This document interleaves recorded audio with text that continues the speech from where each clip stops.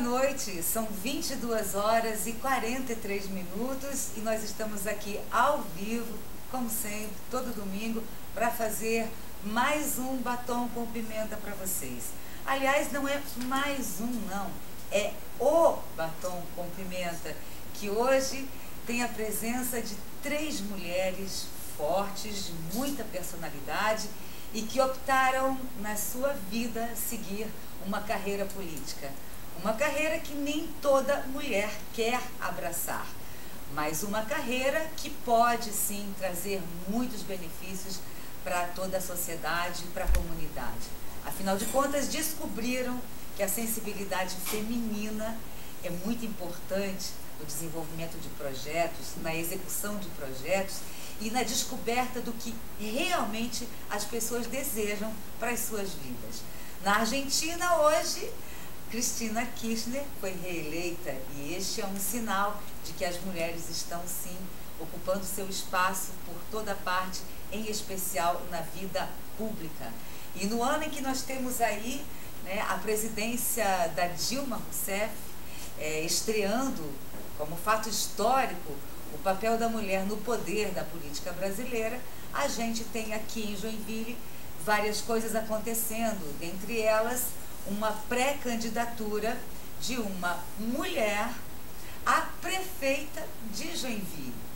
Agora, como isso também não é novidade, ou seja, já aconteceram outras tentativas, fica a pergunta, será que ela chega até 2012 como candidata a prefeita de Joinville? Bem, essa é uma das respostas que nós vamos tentar responder no programa de hoje. Porque essa pré-candidata é Amarilis Laurenti, que tem aí uma vida pública, política extensa e que agora se lança nessa corajosa aventura de ser pré-candidata num meio ainda muito machista, que é o meio político joinvilense. E ela está aqui com a gente hoje. Boa noite, Amarilis. Boa noite. Muito prazer poder recebê-la. Já já eu conto um pouquinho mais de quem você é, para as pessoas de casa saberem. E ao lado dela vocês já podem ver que está aqui com a gente também Tânia Eberhard, vereadora, funcionária pública com muitos anos de serviços prestados à nossa comunidade. E daqui a pouquinho nós vamos receber também a presença da vereadora Zilnete Nunes, que está um pouquinho atrasada, mas garantiu que já já estará aqui entre nós, porque a ideia é juntar essas 3 mulheres para a gente responder logo de cara a mais uma pergunta. Aliás, uma pergunta que eu fiz hoje nas redes sociais e que mexeu aí com a opinião pública. E a pergunta é: o que Zilnete Nunes, Tânia Eberhard e Amarilis Laurenti têm em comum? Algumas pessoas responderam, elas são mulheres. Elas são mulheres. Elas fazem política. Sim, elas fazem política. Mas o que essas mulheres têm em comum? Você já sabe, Camila, o que essas mulheres têm em comum? Boa noite. Eu sei sim. Primeiro, elas são super simpáticas e segundo, que são mulheres de peso. Porque quem trabalha com política, eu respeito. Já começa por aí. Eu respeito demais. Muito, né? Respeito muito, acho digno. Depois eu queria dar um super boa noite pra você. Joinville inteira com esse calorzão, parece que o verão tá chegando por aí. E outra notícia, essa é um pouco chatinha. A gente tá sem net hoje, então toda pergunta que você quiser fazer, endereçar para alguma das nossas 3 entrevistadas de hoje, anota aí um telefone, 8824 8311. Manda o seu SMS que eu vou repassar a pergunta. Repete, Camila. 8824 8311. Valendo! A partir de agora, então, você pode mandar o seu MSS com as perguntas, aí pro nosso batom com pimenta, que a gente vai responder aqui no ar e ao vivo para você. Então agora eu vou apresentar direitinho para vocês. Ela é blumenauense, solteira, tem uma filha e até a próxima quarta-feira é gerente de projetos da Fundamas. Foi militante dos movimentos sociais de mulheres, partidários e estudantil, foi assessora parlamentar por muitos anos em Brasília e Florianópolis, Fez marketing político na DM9 em campanhas como a de Jaime Lerner para governador. Foi microempresária, exportadora e importadora.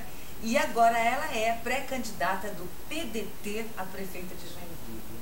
Amarilis, o que que houve? O que que deu em você para se lançar nessa corajosa aventura de ser uma pré-candidata num meio ainda tão machista como o meio político joinvilense? Eu acho que a princípio nenhuma novidade, porque todas as coisas que eu fiz na política, elas tiveram que ser, a princípio, fruto do meu desejo. Eu tive que demonstrar e tive que ter coragem de dizer eu quero, eu vou, e sempre teve uma motivação de solidariedade. Isso quer dizer que foi você que levantou essa bandeira? Se os outros podem, por que eu não posso? Se pessoas jovens, que eu acho fantástico que socorro, inclusive falei há pouco que eu lamentava que aqui estávamos em 3 pessoas mais ou menos da mesma geração. É o que vocês têm em comum, você acha? Eu acho que é uma das coisas que nós temos em comum. Outra, eu acho que nós temos uma capacidade de extrapolar o nosso limite de maternidade. Quando a gente se dispõe a dar, né, Tânia, um pouco mais do que a gente já é, da nossa natureza, dividir esse altruísmo com a sociedade. Eu acho que isso é uma coisa que a gente tem. Bom, então agora eu vou apresentar a Tânia para vocês, que eu acho que muita gente já conhece um pouco da história da Tânia, afinal de contas ela está aí quase que diariamente na TV Câmara, né, divulgando o seu trabalho através da TV, enfim. Mas para quem ainda não conhece, a Tânia Eberat é joinvilense, ela é mãe, é casada, é avó e ela é uma vereadora do PMDB. Ela é militante do antigo MDB, né, por onde começou aos 16 anos de idade. São mais de 40 anos de militância política. O seu primeiro pleito foi em 2004 e ela foi a mais votada do estado, com quase 6 mil votos. E ela foi reeleita como a mais votada dentro do PMDB. Não é brinquedo, não. Ela é servidora pública há 33 anos e iniciou seus trabalhos na Fundamas, de onde você está saindo agora.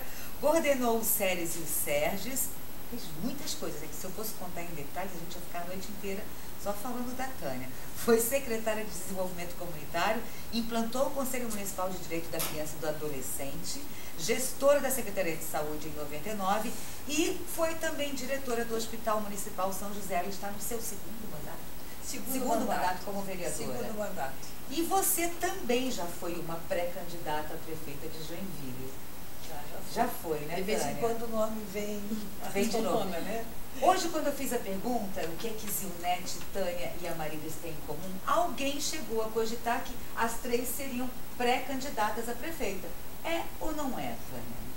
Não, nesse momento o PMDB, embora nós não tenhamos passado ainda pelo processo de uma convenção, e são as convenções que definitivamente definem quem vai ser o candidato, mas o PMDB hoje tem um pré-candidato, que é o Dudelli, empresário Dudelli, e que será levado à convenção. Se até lá novos nomes aparecerão, não sei, mas a princípio hoje o partido está unido em torno deste nome.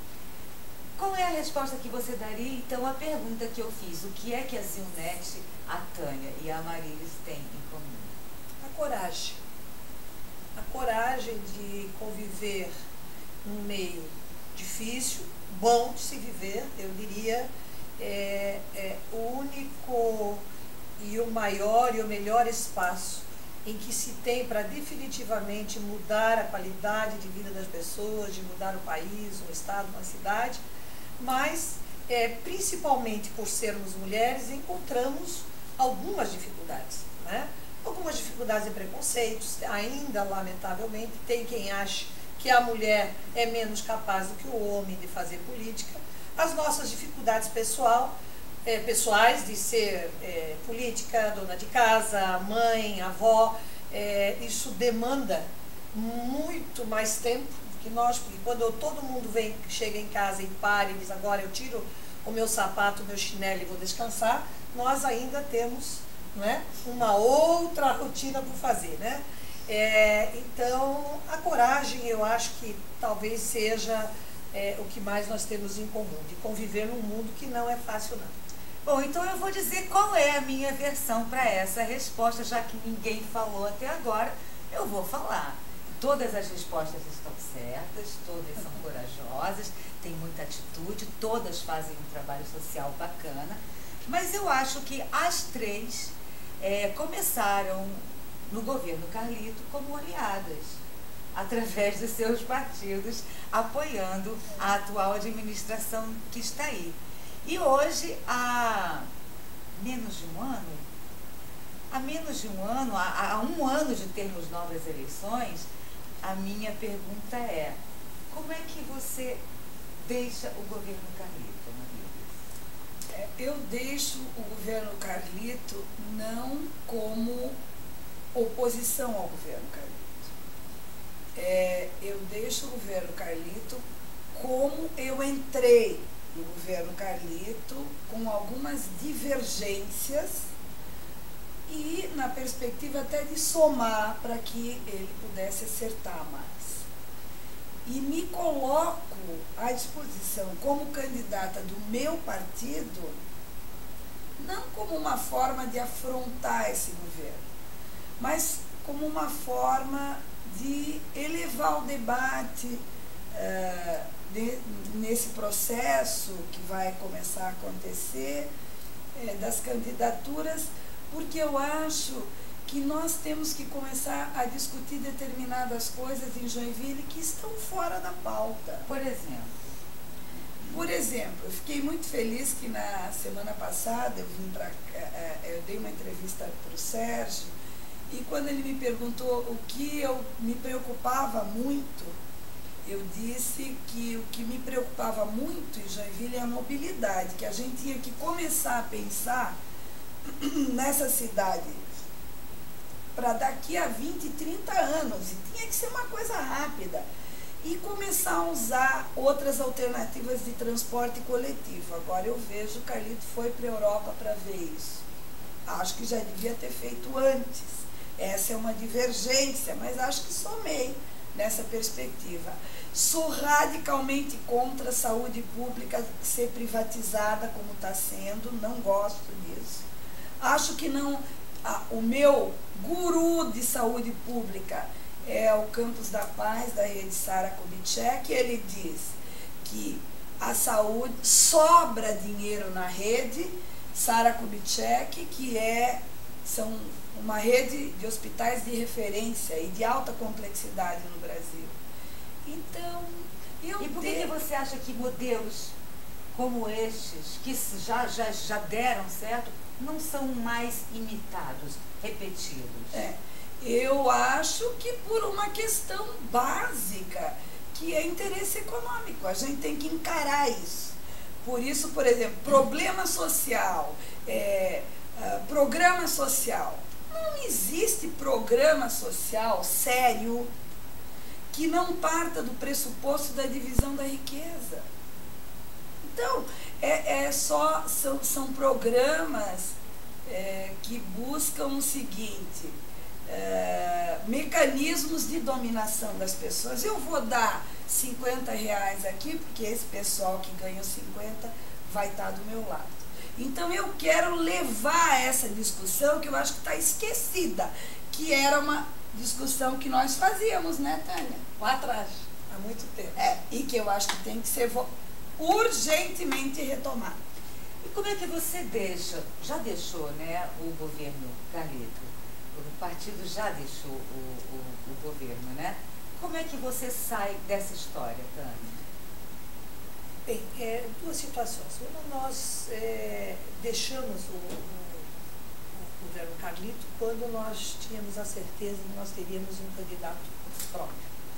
nós não queríamos cometer o mesmo equívoco que cometemos lá atrás, no outro governo, onde o PMDB fazia parte também do governo do PSDB, e ficamos até o final com uma candidatura posta, e aí os companheiros se dividiram e não sabiam para que lado ir, se apoiavam o governo para quem eles estavam trabalhando ou se votavam, né, pelo candidato do seu partido. Isso foi uma situação esdrúxula, muito complicada. A gente sabe que as pessoas precisam sobreviver, mas eu ainda sou do tempo da ideologia, ainda acho que nós precisamos retomar o tempo e fazer algumas discussões, como disse a Marilis, que estas coligações, lamentavelmente, né, fizeram com que as pessoas perdessem a visão do campo ideológico.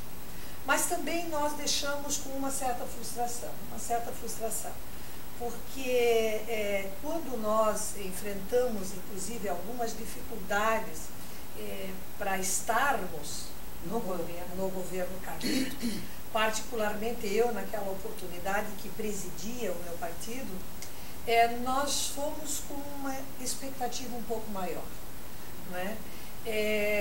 Por conta de todos os princípios, por conta de todo o discurso, por conta de todas as brigas de tantos anos dos partidos dos trabalhadores, e quando nós começamos a nos deparar com algumas questões iguais... Tânia, eu vou te interromper, porque eu vou querer saber, depois do nosso apoio cultural, o que foi que te frustrou. Bom, a gente vai saber não só da Tânia, como da Marilis também. Como é que foram esses 3 anos? Qual a expectativa para o último ano do governo Carlito? E o que é que elas fariam que não foi feito até o momento? É só um instante, a gente já volta.